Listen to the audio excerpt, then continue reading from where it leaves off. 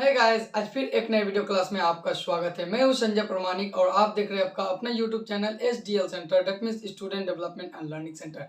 So guys, क्या आप अपना इंग्लिश स्पीकिंग इंप्रूव करना चाहते हैं? तो चलिए आज से हम लोग अपना इंग्लिश स्पीकिंग इंप्रूव करते हैं। जी हाँ दोस्तों, आज मैं आप लोगों के लिए एक बहुत ही जबरदस्त एंड इंटरेस्टिंग स्पोकन रूल्स लाया हूँ। जी हाँ दोस्तों, आज की इस वीडियो क्लास में मैं बात करने वाला हूँ use of going two plus verb on कि कहाँ यूज किया जाता है। तो चलिए पहले कुछ उदाहरण से हम लोग समझते हैं कि use of going two plus verb on कहाँ यूज करते हैं। तो जैसे मैं कुछ एग्जांपल दे रहा हूँ, वह खेलने जा रहा है, मैं नहाने जा रहा हूँ, वह शादी करने जा रहा है, मैं पढ़ने जा रहा हूँ, वो पढ़ने नहीं जा रहा है, हम लोग खेलने जा रहे हैं, क्या तुम खेलने जा रहे हो, क्या तुम मैच देखने जा रहे हो। तो दोस्तों, इस तरह का सेंटेंस हम लोग अपने दैनिक जीवन में बोलते हैं, और जब बोलते हैं तो इस तरह का सेंटेंस को हम लोग को इंग्लिश में बोलने का मन में ख्वाहिश होता है, लेकिन क्या होता है, बोल नहीं पाते। तो चलिए चिंता करने की कोई बात नहीं है, आज मैं आप लोगों के लिए सॉल्यूशन लाया हूं कि इस तरह का सेंटेंस को किस तरह से आप अंग्रेजी में बोल सकते हैं। तो यदि आप सीखना चाहते हैं कि इस तरह के सेंटेंस को कैसे अंग्रेजी में बोलते हैं, तो मेरे साथ ये वीडियो के अंत तक जरूर बने रहिए। तो चलिए वीडियो को शुरू करते हैं। शुरू करने से पहले एक बात बता दूं, यदि आप मेरे चैनल पर नए हैं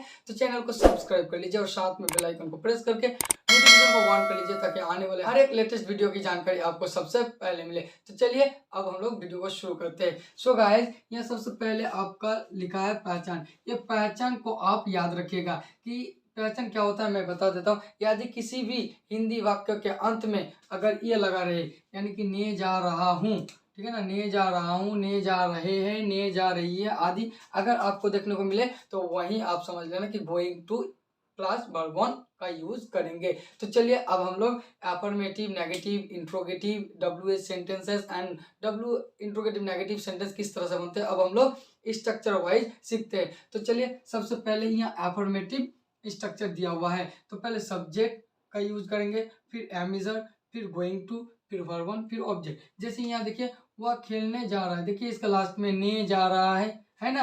तो क्या बोले अभी कि अगर इनमें से अगर कोई भी एक रहे तो वहाँ going two plus verb on हम लोग यूज करेंगे। तो यहाँ तो आ गया। तो चलिए पहले सब्जेक्ट लगाइए। सब्जेक्ट क्या है, वह का इंग्लिश हो गया ही। अब ही के क्या लगता है, याम, इज और तीनों में से एक तो ही के साथ इज लगता है। फिर क्या लगेगा, गोइंग टू। क्यों लगेगा, क्योंकि ने जा रहा है, यानी कि कोई काम करने जा रहा है, ठीक है ना। तो गोइंग टू।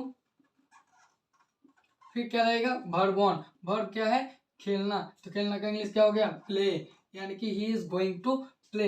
ऑब्जेक्ट नहीं है तो ऑब्जेक्ट नहीं देंगे, अगर ऑब्जेक्ट रहेगा तो ऑब्जेक्ट लगाएंगे। तो इस तरह से आप बहुत सारा सेंटेंसेस बना सकते हैं। तो आप घर में प्रैक्टिस कीजिएगा इस तरह का सेंटेंस बनाने का। तो चलिए अब हम लोग बात करते हैं नेगेटिव का। नेगेटिव क्या होता है दोस्तों, नेगेटिव जिसमें नहीं लगता है, जिसमें जिस सेंटेंस में नहीं लगा होता है उसे नेगेटिव कहते हैं। तो चलिए अब हम लोग नेगेटिव किस तरह से बनाते हैं हम लोग सीखेंगे।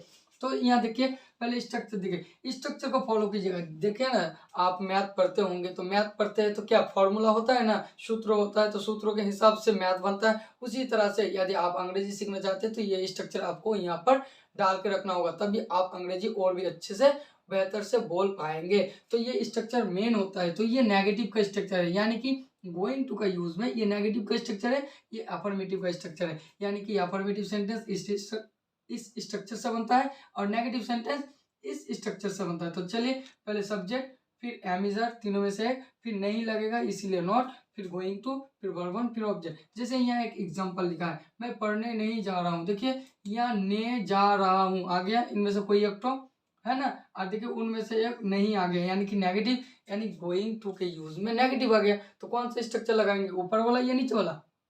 तो नीचे वाला लगाएंगे। तो नीचे वाला क्या है, सब्जेक्ट। सब्जेक्ट क्या है, मैं का इंग्लिश हो गया आई। अब आई के साथ क्या लगता है, याम लगता है, तो याम लगा दिए। उसके बाद क्या दोस्तों, ये स्ट्रक्चर आप याद कर लीजिएगा, तो स्ट्रक्चर से ही सेंटेंस बनता है ना, बहुत ही इंपॉर्टेंट है। स्ट्रक्चर को आप याद करके रखिएगा, अपना कॉपी में नोट कर लीजिएगा, स्क्रीनशॉट लेकर। अब याम, याम के बाद क्या लगेगा, नॉट। नॉट क्यों लगेगा, क्योंकि नहीं है इसीलिए, तो नॉट लगा दिए। उसके बाद क्या लगेगा, गोइंग टू। देखिए यहाँ प्लस के बाद गोइंग टू लिखा है, यानी कि ने जा रहा है इसीलिए going to, GOING, going to. उसके बाद वर्ब ऑन। वर्ब क्या है, पढ़ना। तो पढ़ना का इंग्लिश हो गया READ, रीड। अब ऑब्जेक्ट, ऑब्जेक्ट है, अगर ऑब्जेक्ट रहेगा यानी कोई और भी रहेगा तो हम लोग बैठाएंगे, नहीं तो नहीं लगाएंगे। तो मैं पढ़ने नहीं जा रहा हूँ, I am not going to read. इस तरह से आप बहुत सारा सेंटेंसेस बना सकते हैं, आप घर में प्रैक्टिस कीजिएगा, ठीक। चलिए अब हम लोग बात करते हैं इंट्रोगेटिव। तो पहले बात कर लेते हैं इंट्रोगेटिव क्या होता है। इंट्रोगेटिव सेंटेंस वह होता है जिस हिंदी वाक्य के पहले में क्या लग जाता है, ठीक है ना, उसे इंट्रोगेटिव सेंटेंस कहते हैं। जैसे मैं आपको एक एग्जांपल दे रहा हूँ, क्या आप खेलने जा रहे हैं, यानी कि इंट्रोगेटिव जिसमें क्वेश्चन पूछा जाता है और उसका आंसर आपका हाँ या ना में आता है, ठीक है ना। तो आप समझ गए होंगे। तो चलिए अब इंट्रोगेटिव सेंटेंस किस तरह से बनाएंगे गोइंग टू के प्रयोग में, यूज में। तो यहाँ देखिए आपका पहले स्ट्रक्चर पहले ही बोल रहे हैं कि स्ट्रक्चर बहुत ही मेन होता है। तो ये हो गया अफर्मेटिव का, ये हो गया नेगेटिव का, अब ये हो गया इंट्रोगेटिव, यानी कि अगर क्या लगा रहे तो कौन वाला स्ट्रक्चर लगाएंगे, ये वाला स्ट्रक्चर लगाएंगे। तो पहले एम इज, फिर सब्जेक्ट, फिर गोइंग टू, फिर वर्ब वन, फिर अगर ऑब्जेक्ट रहे तो ऑब्जेक्ट, फिर लिखने के लिए ये क्वेश्चन मार्क बहुत ही इंपॉर्टेंट है। अगर आप नहीं देते हैं तो समझ में नहीं आएगा कि आप क्वेश्चन कर रहे हैं कि नहीं कर रहे हैं। तो लिखने में तो ये बहुत ही इंपॉर्टेंट है, ये भी आप एक मतलब स्ट्रक्चर का भाग मान के रखिए। आप देखिए यहाँ एग्जांपल है, क्या वो लोग अंग्रेजी सीखने जा रहा है, देखिए यहाँ तो ने जा रहा आ गया, यानी कि पूरा क्लियर है कि ये use of going two plus verb one है। लेकिन यहाँ देखिए क्या आ गया, यानी कि ये इंट्रोगेटिव। तब हम अभी बताए कि स्ट्रक्चर कौन होता है, ये तो पहले क्या लगाएंगे एमिजन। तो यहाँ सब्जेक्ट खोजिए, सब्जेक्ट वे लोग यानी कि दे, तो दे के साथ क्या लगता है आर, तो पहले हम लोग आर का यूज करेंगे। उसके बाद तीनों में से एक हो गया, फिर सब्जेक्ट, सब्जेक्ट क्या है वे लोग यानी कि दे, तो आर दे। अब क्या गोइंग टू, गोइंग टू क्यों लगाएंगे, क्योंकि ने जा रहा है इसीलिए, तो लगाइए गोइंग टू, गोइंग टू। फिर उसके बाद वर्ब वन, वर्ब क्या है सीखना, सीखना का इंग्लिश लर्न होता है। अब उसके बाद ऑब्जेक्ट, ऑब्जेक्ट क्या है अंग्रेजी, तो अंग्रेजी इंग्लिश लिख दीजिए।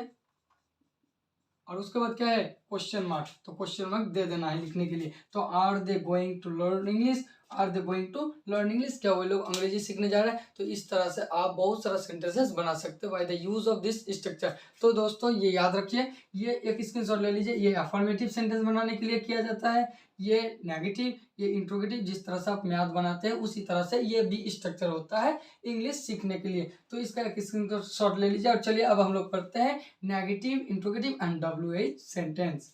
अब गाइस इंट्रोगेटिव नेगेटिव, अब इंट्रोगेटिव नेगेटिव क्या होता है अब समझ लीजिए कि इंट्रोगेटिव नेगेटिव वो होता है जिसमें इंट्रो, अभी तो समझाए कि इंट्रोगेटिव क्या होता है नेगेटिव क्या होता है। तो अगर एक साथ अगर रहे, इंट्रोगेटिव भी रहे नेगेटिव भी रहे एक ही सेंटेंस में, तो उसे इंट्रोगेटिव सेंटेंस कहा जाता है। तो चलिए अब use of going two plus verb one में इंट्रोगेटिव नेगेटिव सेंटेंस किस तरह से बनता है, तो ये है उसका स्ट्रक्चर। ये स्ट्रक्चर आप ध्यान रखिएगा, यानी कि जिस तरह से आप मैथ में रखते हैं तो ये है स्ट्रक्चर। तो ये स्ट्रक्चर को फॉलो कीजिएगा तो इंट्रोगेटिव नेगेटिव आपका सेंटेंस बन जाएगा use of going two plus verb one का। तो पहले क्या है, पहले याम इज, फिर सब्जेक्ट, फिर नॉट, फिर गोइंग टू, फिर वर्ब वन, फिर ऑब्जेक्ट, फिर यहाँ क्वेश्चन मार्क लगा दीजिएगा। ठीक, तो जैसे यहाँ एक एग्जाम्पल लिखा है, क्या सीता पानी लाने नहीं जा रही है। देखिए यहाँ तो ने जा रही है, इनमें से एक तो है यानी कि ये गोइंग टू है। अब देखिए इसमें नहीं भी लग गया यानी कि नेगेटिव, और देखिए क्या भी लग गया यानी इंट्रोगेटिव, इसीलिए इसे इंट्रोगेटिव नेगेटिव। तो इस तरह का सेंटेंस ये वाला स्ट्रक्चर से बनाएंगे। तो पहले यामी जा, तो यहाँ सीता सब्जेक्ट है, अब सीता नाम है, नाम के साथ क्या लगता है ईज, तो ईज लगाएंगे। फिर उसके बाद क्या है सब्जेक्ट, सब्जेक्ट क्या है सीता, सीता लगाएंगे। उसके बाद क्या नॉट, नहीं है इसीलिए नॉट, तो नॉट लगाएंगे, ईज सीता नॉट। अब क्या गोइंग टू, ने जा रहा है इसीलिए GOING गोइंग टू। उसके बाद वर्ब वन, वर्ब क्या है लाना, लाना का इंग्लिश BRING ब्रिंग। अब ऑब्जेक्ट, ऑब्जेक्ट क्या है यानी कि पानी, तो पानी का इंग्लिश वाटर, यानी कि is Sita not going to bring water. और फिर यहाँ क्वेश्चन लगा देना है, ठीक है ना, क्वेश्चन मार्क। तो is Sita not going to bring water. तो इस तरह से आप बहुत सारा सेंटेंसेस बना सकते हो by the use of this structure. तो दोस्तों मैं पहले ही बता रहा हूँ कि अच्छे से कि ये स्ट्रक्चर को अपने माइंड में रख लीजिए, बहुत ही काम आएगा। अब चलिए WH सेंटेंस पढ़ते हैं। WH सेंटेंस क्या होता है, तो पहले आपको WH नॉट हो वर्ड होता है वो आपको जानना पड़ेगा कि WH वर्ड क्या होता है। तो जैसे क्या, क्यों, कैसे, कब, कहाँ, कौन सा, किससे, कहाँ, ये जो 9 वर्ड होता है, ये 9 वर्ड को WH वर्ड कहा जाता है। अगर ये 9 वर्ड कोई भी सेंटेंस हिंदी सेंटेंस में रहे तो उसे WH सेंटेंस कहते हैं। और वो 9 वर्ड में से जो भी एक रहेगा उसी का इस सेंटेंस में पहला इंग्लिश का मीनिंग डालेंगे यानी कि यूज करेंगे, ठीक है ना। तो अब देखिए स्ट्रक्चर लिखा है कि पहले WH यानी कि जो 9 वर्ड आएगा उनमें से एक तो जो रहेगा उसी का इंग्लिश, फिर एमिजन, फिर सब्जेक्ट, फिर गोइंग टू, फिर वर्ब वन, फिर ऑब्जेक्ट, फिर क्वेश्चन मार्क। जैसे देखिए वह क्या देखने जा रहा है, देखिए ये क्या फर्स्ट में आएगा तो वो इंट्रोगेटिव बन जाता है, लेकिन अगर किसी भी सेंटेंस के बीच में आता है तो वो WH बन जाता है और उसका इंग्लिश व्हाट होता है, ठीक है ना। तो ये WH हो गया तो पहले इसी का इंग्लिश डालेंगे, तो WH व्हाट, यानी कि WH हो गया, फिर एम इज़ क्या है, तो यहाँ सब्जेक्ट ही है, ही के साथ लगता है इज, इसलिए इज। फिर सब्जेक्ट क्या है, वह, यानी कि ही। फिर उसके बाद गोइंग टू, तो गोइंग टू यूज कीजिए।